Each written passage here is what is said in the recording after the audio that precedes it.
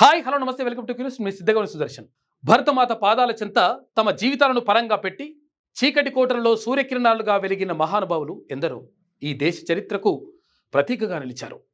అందులో ఎంతో మంది సాహసవంతమైన జీవితం, గూఢచర్య చరిత్రలో బ్లాక్ టైగర్గా సుప్రసిద్ధులైన శ్రీ రవీందర్ కౌశిక్ది ఈ పేరు వినగానే మనసులో ఒక వీరత్వం, ఒక త్యాగం, నిస్వార్థ సేవ యొక్క చిత్రాలు మన కళ్ళ ముందు కదలాడుతూనే ఉంటాయి. రవీందర్ కౌశిక్ కేవలం 23 ఏళ్ల వయసులో యవనంలో ఆశలు, ఆకాంక్షలు పీకల దాకా నిండి ఉండాల్సిన సమయంలో దేశం కోసం తన జీవితాన్ని అంకితం చేసిన ధీరుడు. ఆయనది సామాన్య నేపథ్యం కాదు. కళారంగంలో, ముఖ్యంగా నాటక రంగంలో ఆయనకు గొప్ప ప్రతిభ ఉంది. ప్రతి పాత్రలో ఒదిగిపోగల ఆయన అద్భుతమైన నటనా నైపుణ్యం, సూక్ష్మ పరిశీలన శక్తి, అనుకరణ సామర్థ్యం ఇవే ఆయన్ని రీసెర్చ్ అండ్ ఎనాలిసిస్ వింగ్ అంటే రా దృష్టిలో పడేలా చేశారు. అద్భుతమైన కళాకారుడు, అసాధారణ గూఢచారిగా మారడానికి ఆయనలోని ఆత్మార్పణ భావమే పునాది.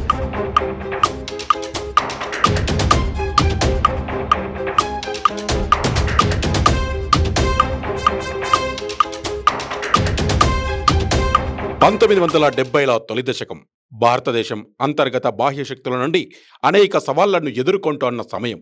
సరిహద్దుల్లో ఉద్రిక్తతలు పెరుగుతున్నాయి. దేశ భద్రతకు అత్యంత కీలకమైన సమాచారం అవసరమైంది. అలాంటి క్లిష్ట సమయంలో అత్యంత రహస్యమైన ప్రమాదకరమైన మిషన్ను రవీందర్ కౌశిక్కు అప్పగించింది. ఆ మిషన్ పేరే ఆపరేషన్ నబీ మహమ్మద్. ఒక యువకుడు తన జీవితాన్ని పూర్తిగా మార్చుకుని శత్రుదేశంలోకి వెళ్ళాలి. అది కేవలం వేషం మార్చుకోవడం మాత్రమే కాదు, తన వ్యక్తిత్వాన్ని, మతాన్ని, సంస్కృతిని, చివరకు తన పేరును సైతం పూర్తిగా మార్చుకోవాలి. రవీందర్ కౌశిక్ అక్షరాల నబీ మహమ్మద్ గా మారిపోయారు. ఆయనకు పాకిస్తాన్ సంస్కృతి, ఉర్దూ భాష, ఇస్లామిక్ ఆచారాలపై పట్టు సాధించడానికి విస్తృతమైన శిక్షణ ఇవ్వబడింది. ప్రతి చిన్న వివరానికి, ప్రతి భావోద్వేగానికి, ప్రతి కదలికకు శిక్షణ పొందారు. ఆయన శిక్షణ ఎంత పకడ్బందీగా ఉందంటే పాకిస్తాన్లోని ఆయన స్థానిక పౌరుడిగానే గుర్తింపు పొందేలా ఉండేది. పాకిస్తాన్లోని కరాచీ విశ్వవిద్యాలయంలో న్యాయశాస్త్రం చదివారు. ఇది కేవలం ఒక విద్యార్హత మాత్రమే కాదు, తన అసలు గుర్తింపును దాచిపెట్టడానికి, పాకిస్తాన్ సమాజంలో స్థిరపడడానికి ఒక వ్యూహాత్మకమైన అడుగు. అక్కడ డిగ్రీ పూర్తి చేసి పాకిస్తాన్ సైన్యంలో చేరారు. ఊహించుకోండి, భారత గూఢాచారి శత్రు సైన్యంలో ఒక అధికారిగా. ఇది ఎంతటి సాహసం, ఎంతటి ధైర్యం! ఆయనలోని అకుంఠిత దీక్ష, అసాధారణమైన సంకల్ప బలం దీనికి నిదర్శనం. ఆయన నిస్సందేహంగా దేశం కోసం తన జీవితాన్ని అంకితం చేసిన ధీరుడే. పాకిస్తాన్ ఆర్మీలో మేజర్ స్థాయికి ఎదిగి 10 ఏళ్ల పాటు దేశానికి విలువైన సమాచారాన్ని అందించారు. ఈ 10 ఏళ్లలో ఆయన దేశానికి అందించిన నిఘా సమాచారం భారత సైన్యానికి ఎంతో కీలకమైంది. శత్రువుల కదలికలు, సైనిక ప్రణాళికలు, అణు కార్యక్రమాలకు సంబంధించిన అత్యంత గోప్యమైన సమాచారం ఆయన ద్వారా భారతదేశానికి చేరేది.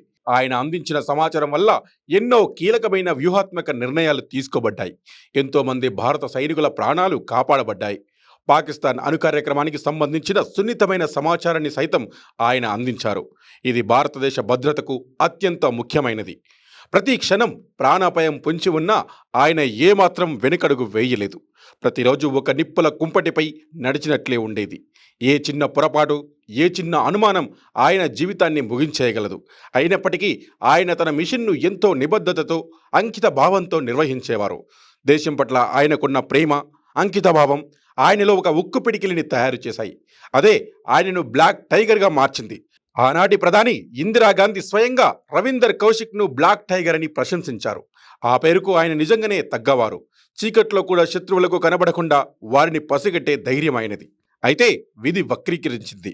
1983లో పంపిన మరో ఏజెంట్ పాకిస్తాన్ అధికారులకు పట్టుబడడంతో దురదృష్టవశాత్తు రవీందర్ కౌశిక్ అసలు గుర్తింపు బయటపడింది. ఆ క్షణం ఆయన జీవితంలో ఒక విషాద మలుపు. ఆయనను అరెస్టు చేసి పాకిస్తాన్లోని షాహీవాల్ జైలులో నిర్బంధించారు. అక్కడ ఆయన అనుభవించిన నరకయాతన వర్ణనాతీతం.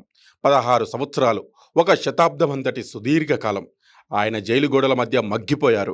చిత్రహింసలు, వ్యాధులు ఆయనను పీడించాయి.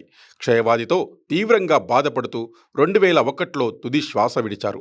విదేశీ గడ్డపై శత్రువుల చెరలో దేశం కోసం చేసిన త్యాగానికి బలిగా ప్రాణాలు కోల్పోయారు.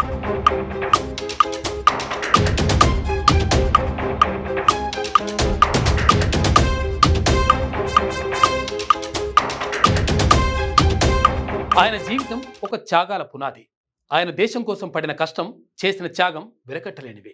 కానీ దురదృష్టవశాత్తు ఆయనకు భారత ప్రభుత్వం నుంచి అధికారిక గుర్తింపు లభించలేదు.